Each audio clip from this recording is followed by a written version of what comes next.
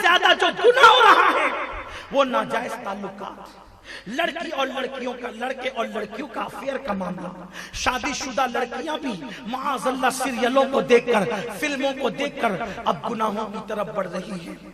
اب تو حالات یہ ہے کہ بیٹیاں کسی کے بھی ہاتھوں میں ہاتھ دے کر کے بھاگ رہی ہے۔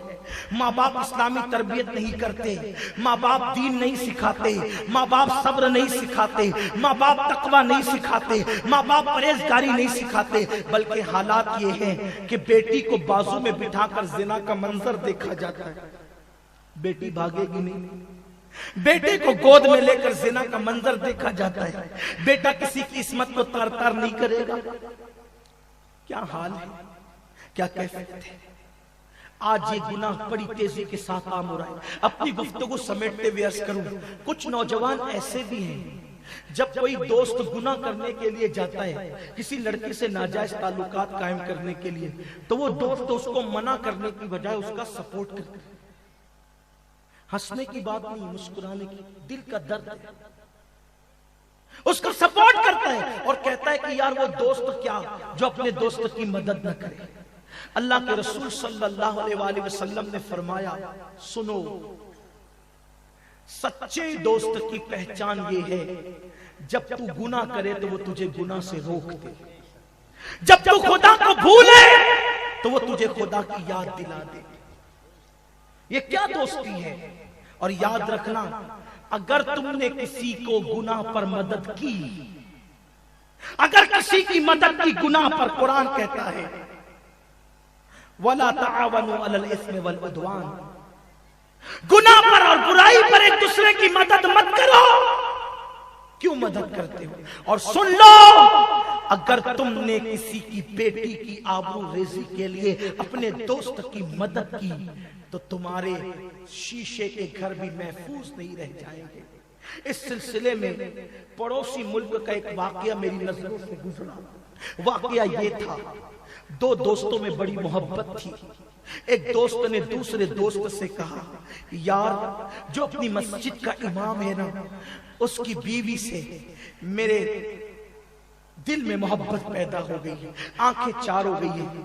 ایک کام کر، جب وہ امام نماز پڑھانے کے لیے مسجد میں جایا کرے تو تو اس کے پاس چلے جایا کر اور دیر تک اس سے مسئلے مسائل پر ڈسکس کیا کر اور اس کو پھنسا کے رکھا کر، تاکہ میں اس کے گھر جا کر کے جو کرنا چاہوں کر سکوں۔ ظالم دوست نے آؤ دیکھا نہ تاؤ دیکھا، کہا دوستی کا حق ہے، میں بالکل جاؤں گا۔ اللہ کے لیے تو مسجد میں کبھی نہ گیا، دوست کے لیے مسجد میں جاتا، نماز پڑھتا، مسجد کے امام کو روک لیتا، مسائل میں الجھائے رکھتا۔ بیچارہ بھولا بالا سیدھا سادہ امام اسے جواب دیتا رہتا اخلاص کے ساتھ۔ کئی دن گزر گئے، ایک دن اس جوان کو احساس ہوا میں کتنا بدبخت ہوں کہ میں نے ایک دوست کی خاطر مسجد کے امام کو دھوکہ دیا۔ مجھے کام کرنا چاہیے کہ اپنی غلطی کا اقرار کر کے اپنی مسجد کے امام سے معافی مانگ لینا چاہیے کہ میں نے ان کے اعتماد کو ٹھیس پہنچایا۔ وہ مسجد آیا، امام کے قدموں کو پکڑ کر کہنے لگا، امام صاحب میں نمازی نہیں اور علم دوست انسان نہیں، میں ایک بدبخت انسان ہوں، میں نے اپنے دوست کی خاطر آپ کے اعتماد کو ٹھیس پہنچایا۔ امام نے اس کی طرف نظر بھر کے دیکھا، کیا مطلب؟ میں سمجھا نہیں آپ کی بات کو۔ تو اس نے کہا، امام صاحب میرے دوست نے مجھ سے کہا تھا کہ انہیں تمہاری بیوی سے پیار ہو گیا ہے اور ناجائز تعلقات پیدا ہو گئے ہیں، تو جتنی دیر میں آپ کو مسجد میں روک کے رکھوں گا اتنی دیر تک وہ آپ کی بیوی سے جا کر بیٹھ کر باتیں کرے گا، ہنسی مذاق کرے گا، ملاقاتیں کرے گا۔ تو میں آ کر آپ کو پھنسائے رکھتا تھا تاکہ آپ دیر سے گھر جائے، تاکہ وہ آپ کی بیوی کے ساتھ جو چاہے کر سکے۔ اتنی بڑی بات کو سن کر امام کو تو ہارٹ اٹیک ہو جانا چاہیے تھا، گر کے بے ہوش ہو جانا چاہیے تھا، اس کی آنکھوں میں خون اتر آنا چاہیے تھا، مگر امام صاحب ہنسنے لگے۔ امام کو ہنستا دیکھ کر اس کو حیرت ہوئی۔ اس نے کہا، امام صاحب میں آپ کی بیوی کی آبرو ریزی کی داستان سنا رہا ہوں اور آپ ہنس رہے ہیں۔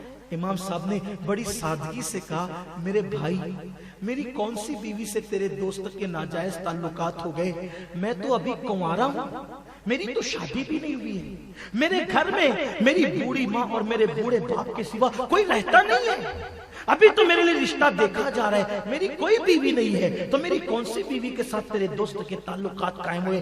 جیسے امام نے یہ جواب دیا فوراً اس کے دماغ کی بتی جل گئی، پیروں کے نیچے سے زمین کھسک گئی کہ جب امام کی شادی نہیں ہوئی تو میرا دوست جاتا کس کے گھر تھا؟ جب تحقیق کیا تو پتا چلا کہ یہ اب شیشے کے گھر میں بیٹھ کر کسی کے مٹی کے گھر پہ پتھر مار رہا تھا، اس کا شیشے کا گھر خود چکنا چور ہو گیا۔